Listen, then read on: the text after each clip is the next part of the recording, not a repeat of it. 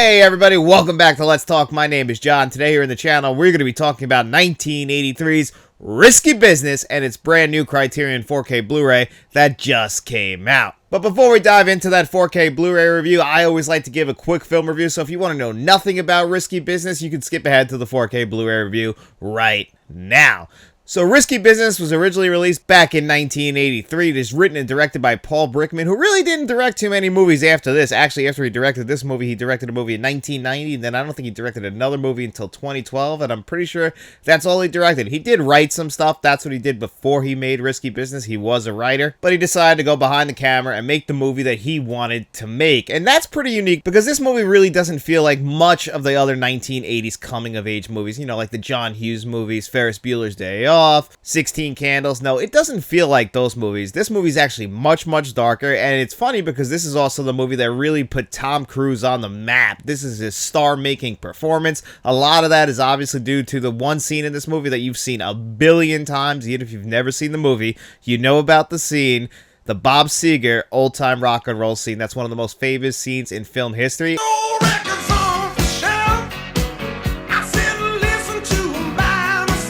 And it's funny because when I rewatched the movie yesterday, I still really got into that scene. And you're like, man, you could watch that scene and just know that this guy was going to be a star. I mean, 3 years later, he did Top Gun and The Color of Money. Tom Cruise is one of my favorite actors of all time. Even if he's a little bit Looney Tunes, I still love the guy. I always enjoy him in pretty much anything he's in. And really, it all kind of started right here as he plays the kid Joel. His parents are going away. He's got the house all to himself. You know, a perfect setup for a coming-of-age movie. But what do you know? This guy's got, you know, he's got a little bit of a dark side to him. First of all, he's very smart. He wants to go to Princeton. Well, his father wants him to go to Princeton. And he's really like an entrepreneur. You know, he really wants to get out there, become an enterpriser, become a big businessman. And, you know, his friends kind of tell him, you know, you got to let loose this weekend. Your parents aren't here. And the first night they're away, that's when we get the scene of him, you know, he's drinking, he's playing his music, he's playing on his dad's sound system, which is pretty funny when his dad shows him that. He's like, did I have the equalizer set to this? You know, I like that, obviously. Being a physical media collector, I can always appreciate somebody's sound system, and the dad cares about his sound system, doesn't want his son playing around with it. I completely understand that. But, you know, he's got Bob Seger playing it. That's the first night. The next night, he takes the Porsche out, which is a great scene in this movie as well. You know, a lot of people might talk about that Bob Seger scene, but when he takes the Porsche out, that's another great scene with a great song playing over it.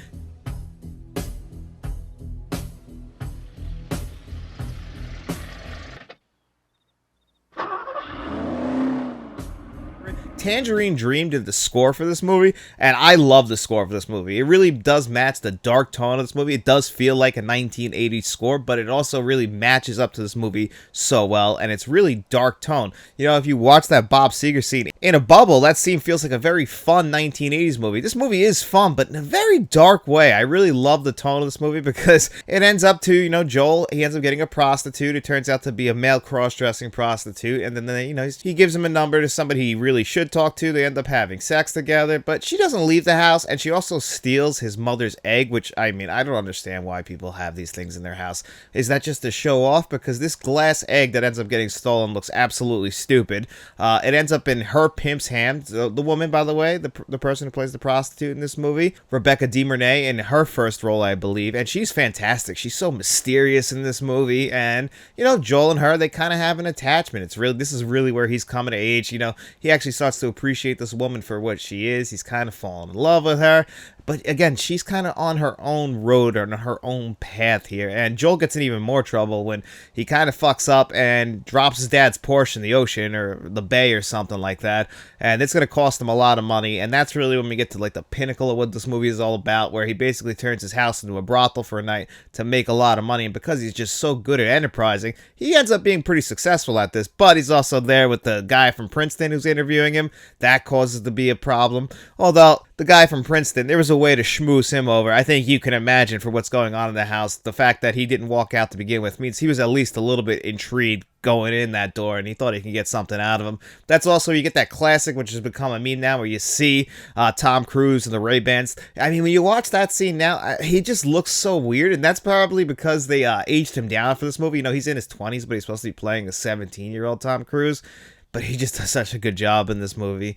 But again, then from there, things start to unwind. I'm not going to spoil the ending for you guys for this movie, but it's kind of what you would imagine. But there are actually two endings to this movie, because there is a theatrical and a director's cut. I believe that the director's cut for this movie matches up a little bit better to the overall tone of this movie, whereas the theatrical cut kind of feels like we have to give this movie at least a somewhat happy ending, because like I said, darker movie, but it's the 1980s, the cocaine 80s. Yeah, it's early in the 1980s, but you want to send the crowd home happy, so I know what they were doing. It's a little ambiguous either way, and I don't think it really hurts the film no matter which way you go. Just me personally, I prefer that director's cut ending, and it's just a great film overall. I always forget how good this movie is until I rewatch this movie. This is one that has never been in my permanent Tom Cruise rotation. It probably wouldn't make my favorite or my top 10 favorite Tom Cruise movies, but it's still a really good 1980s coming-of-age movie with a great score. It's also shot very well. I love the camera movements in this movie. It's not the best lit movie I've ever seen. The colors don't really pop, but,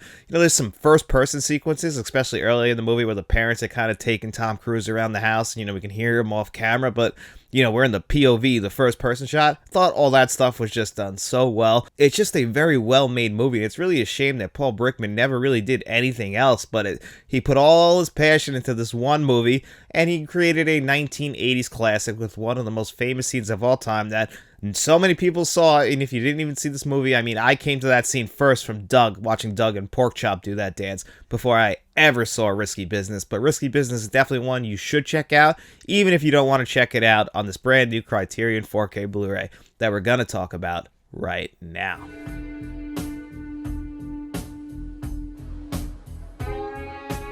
Well, here it is, Risky Business on 4K Blu-ray, courtesy of the Criterion Collection. You get that iconic image on the front here of when he slides in the pink shirt, ready to kick it into old-time rock and roll. Great cover that they did here. You come inside, this is a 2-disc set. You get the Blu-ray and you get the 4K Blu-ray, which is pretty cool. I really appreciate them packing in both. We complain when the major studios don't do that. Love the colors, the pink and black.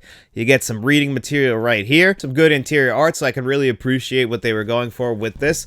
Definitely a very well designed, very standard Criterion release. I appreciate them when these kind of classic releases like Citizen Kane and Trainspotting, the ones that are really recognizable titles like Risky Business. This is a pretty big release from the Criterion Collection. This is one that I'd say kind of pays the bills over there because everybody knows Risky Business. This is one that'll probably sell a lot of copies, so a lot of people were definitely anticipating this. And the packaging, it's pretty good. I'm glad they didn't go with anything crazy like that Citizen Kane 4K Blu-ray, or even like a cheap digibook. I just like that they went with the standard Criterion on this. But, we really are here for those discs, and, the Blu-ray disc and the 4K Blu-ray are going to feature the same film on it. It's also going to feature both the theatrical and the director's cut. Like I was saying in the film portion of this, I actually prefer the director's cut, but either way, there's not too much of a difference between them, and, whatever one you choose to watch, you have the option, but you don't have the option for an audio track. You only have one audio track on here. It's a DTS HD Master Audio 5.1, and then all of your extras are going to be in that second Blu-ray, and the Blu-ray itself, it's pretty damn good. It's a really good Blu-ray that, it's got the grain there. The film grain lovers are going to love this release while you watch it on Blu-ray or on 4K Blu-ray. It definitely looks great like that, but when you jump to that 4K Blu-ray, there is definitely a noticeable jump, but you will have the same audio track no matter which way you go, and you'll have all of your extras on that Blu-ray. And those extras, they're pretty damn good. You got a lot of new interviews that they conducted for this 4K Blu-ray release. I love seeing people go out and actually give us some brand new extras. And then, of course, they packed in the previously released extras, like this 30-minute making-of documentary, which has a bunch of interviews on it, including with Tom Cruise and the director, and everybody you can hope for. It's a very well made. I think it was done in 2008, Criterion said. So, I understand why they wouldn't go in there and make a new making of. We got plenty of interviews. We also get to see the screen test for Tom Cruise and Rebecca De Mornay, which I really did appreciate. That's pretty cool. You get to see them, kind of getting in the roles before you really smooth them out. That's why I always appreciate those screen tests or auditions. I like it when they throw those on there. And then you get the trailer. So the extras are pretty good. They're not the greatest extras I've ever seen, but still, I appreciate that they're new, and I appreciate that they packed them all in onto that Blu-ray. And then when you jump to that 4K Blu-ray and you have that DTS HD Master Audio 5.1, and you get HDR10 and Dolby Vision, and because the aspect ratio is 1.85, this bad boy is going to fill up your entire screen. And you know what? This movie was never the most colorful looking movie. I always thought that the colors were very muted. You know, at one point Tom Cruise is wearing a red jacket in this movie, and it's not something that's going to pop off your screen. Even when you go from the Blu-ray to the 4K Blu-ray, I feel like they maintain the look of this movie, like having all that film grain. So the grain lovers and the people who really get upset when they mess around with the color timing are probably going to have no issue with this 4K Blu-ray, while I can see the other side of the coin of people seeing the visuals and being kind of disappointed because it's not like the biggest upgrade I've ever seen, and you know, it's not like something like Major League where the colors are very vivid or dynamic, or something like we just talked about with Jaws 3 where the colors are just so bold. No, these are very flat, muted colors, but that's how the movie always looked. This feels very much like a fall movie to me, but then you get certain scenes in this 4K Blu-ray where they're outdoors and the green on the leaves, they just pop off the screen. And then, you know, the famous scene in this movie with him dancing in his tighty whities, you know, that looks very soft and kind of out of focus no matter if you watch it on the Blu-ray or the 4K Blu-ray. So that's definitely the source material. So who knows, maybe that's why there's those kind of issues where, you know, it's a scene-to-scene thing where some scenes will just look outstanding, while other scenes will just kind of look a little bit muddy and a little flat. So I assume a lot of that is the source material, and I assume that Criterion wanted to maintain the original look of this movie and not mess around with that too much.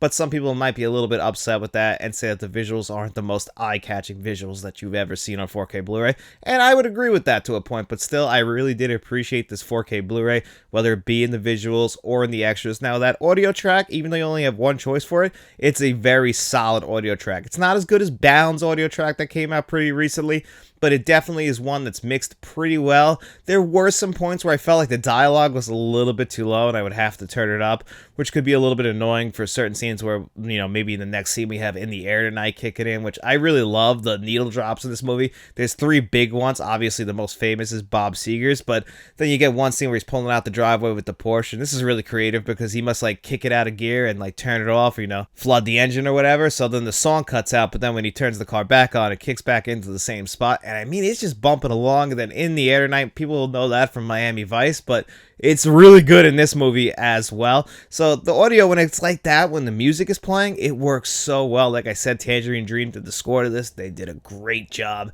And all that stuff sounds so good. It's a very well done DTS HD Master Audio track. There's just some issues with the mix being a little too low in points, but it's very minor complaints, and it seems again like maybe the source material is the reason for that. So overall, I wanted a little bit more from Risky Business on 4K Blu-ray, but it's still a very solid release from Criterion. It's not their best of the year, but it's still one that I think a lot of people who love this movie are going to appreciate. I just don't think they're going to get their socks knocked off, but if I was going to give a score of 1 to 10 for Risky Business on 4K Blu-ray, I would give Risky Business a pretty damn solid 8 out of 10. And guys, you know what it is? It's Friday, and that means it's time for our digital code giveaway. In every single video that we do here on Friday, I ask you guys 2 digital code giveaway questions. All you have to do is answer one of those in the comment section below. As long as you do that, you come back to this video on Tuesday where we put your name on a magic wheel. We spin that bad boy 2 times. The 2 names it lands on, they have their choice of the digital codes that you've seen on your screen before you today. And I figured it's been a while since I asked you guys. I love Tom Cruise. What's your favorite Tom Cruise movie? That's going to be question number 1. And you know what? This is a 1980s coming-of-age movie. What is your favorite coming-of-age movie? That's another one I know I've asked, but, you know, we always get new people entering the giveaway every week, so let's see if anyone's answers have changed and what kind of new answers we get. Just make sure you guys come back to Tuesday's video to see if you are a lucky winner. And I want to thank everybody for being here with me on another episode of Let's Talk. And if you guys would like, I would appreciate it if you like this video, subscribe to the channel, share this video if you could. Also, we have channel memberships. We have a Friends of the Channel tier, a Producers tier. Where you're going to find Jason Martin and John Doe Juggalo. And we have a Directors tier. Where you're going to find Frank from Frank's Media Reviews and Mr. Smelly Potato. Frank from Frank's Media Reviews and John Doe Juggalo also both have YouTube channels. Make sure you guys head over there, subscribe to them, and subscribe to all the other great physical media channels that you guys can find here on YouTube. You know, I feel like we have a great community here. But if you got no money to throw away, don't you worry about it at all. We just hope you enjoyed this video, and if you did, get out in those streets, tell your friends about us, and then we'll be seeing you around.